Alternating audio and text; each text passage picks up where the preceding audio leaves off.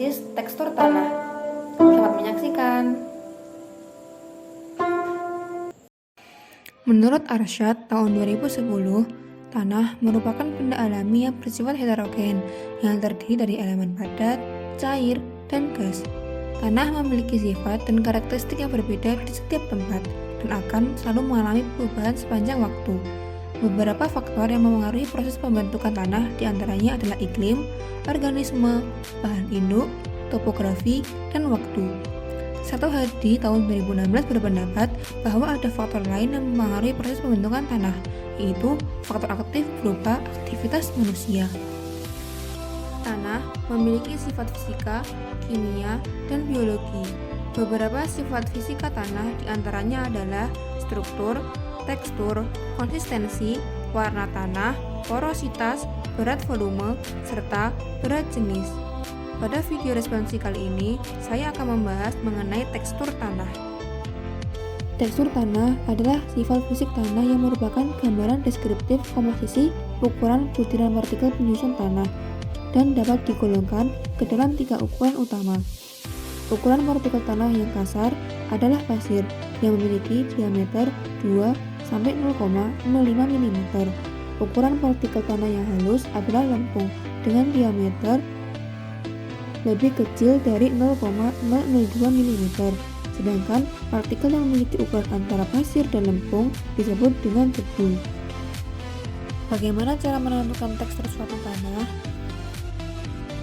Sebelum memulai praktikum untuk menganalisis tekstur tanah, terdapat beberapa alat dan bahan yang perlu dipersiapkan. Alat tersebut yang pertama adalah wadah. Wadah ini berfungsi untuk meletakkan sampel tanah. Alat yang selanjutnya adalah cetok. Cetok berfungsi untuk mengambil sampel tanah.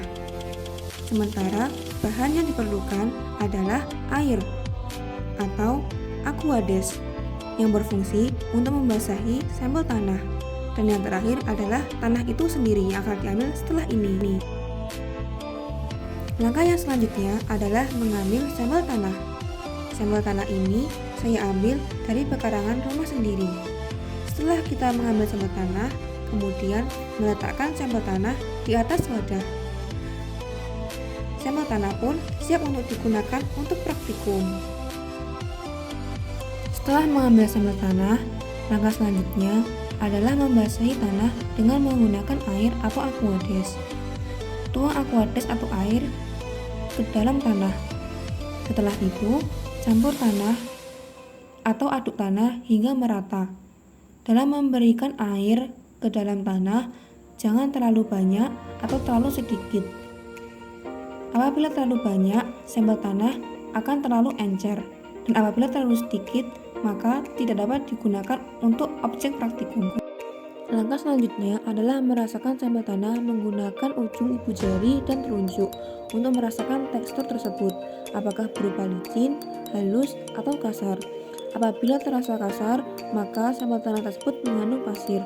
Apabila terasa licin, maka sampel tanah tersebut menunjukkan adanya debu.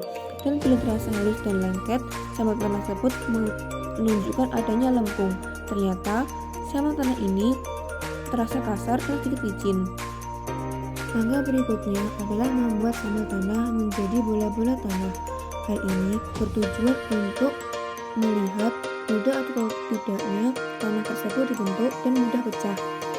Ternyata sampel tanah ini agak sulit untuk dibuat menjadi bulatan-bulatan menyerupai bola, dan ketika ditekan dengan sedikit tenaga, bulatan-bulatan tersebut akan hancur. Langkah selanjutnya adalah membentuk tanah menjadi bentukan seperti pita dengan cara memilih sampel tanah menggunakan ujung ibu jari dan telunjuk. Apabila ketika dipilih tanah tidak putus, hal tersebut menunjukkan adanya kandungan lempung. Setelah dilakukan pemilihan, ternyata sampel tanah tersebut tidak dapat dibuat menjadi bentukan seperti pita. Hal tersebut menunjukkan tidak adanya kandungan lempung. Namun, sampel tanah masih dapat menempel di ibu jari. Dari hasil praktikum, sampel tanah tersebut memiliki ciri-ciri berupa butiran yang terasa kasar namun terdapat rasa licin, dapat dibentuk menjadi bola namun mudah hancur, dan tidak dapat dibentuk Dari ciri-ciri tersebut, maka sampel tanah ini dimasukkan ke dalam klasifikasi tekstur berupa pasir bergelut.